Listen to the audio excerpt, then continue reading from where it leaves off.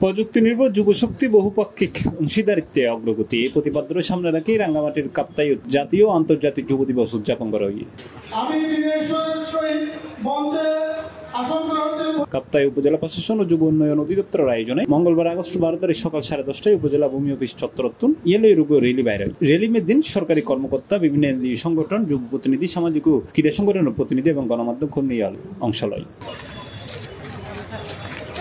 পরে কাপ্তাই উপজেলা পরিষদ মিলনায়তনত উপজেলা যুব উন্নয়ন কর্মকর্তা মোহাম্মদ হোসেনের সভাপতিত্বে আলোচনা সভা, শপথ পাঠ ও প্রশিক্ষণ সনদ বিতরণ এবং ঋণ উচ্চেক বিতরণ কার্যক্রম অনুষ্ঠিত হয়।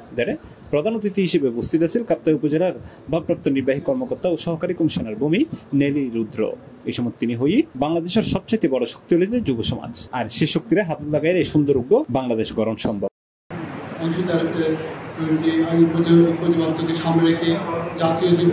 উপজেলা সহকারী যুব উন্নয়ন কর্মকর্তা খায়রুল আলমের পরিচালনায় এই সময় বিশেষ অতিথি হিসেবে উপস্থিত আছেন রাঙ্গামাটি জেলা বিএনপির সহসভাপতি ডাক্তার রহমতুল্লাহ, জেলা বিএনপির যুগ্ম সম্পাদক ও কাপ্তাই উপজেলা পরিষদের সাবেক চেয়ারম্যান দিলদার হোসেন, চন্দ্রকোনা খ্রিস্টান হাসপাতাল পরিচালক ডাক্তার প্রবীর খিয়াং, কাপ্তাই উপজেলা জামাতের আমির হারুনুর রশিদ এবং কাপ্তাই সহকারী তথ্য অফিসার দেলোয়ার হোসেন।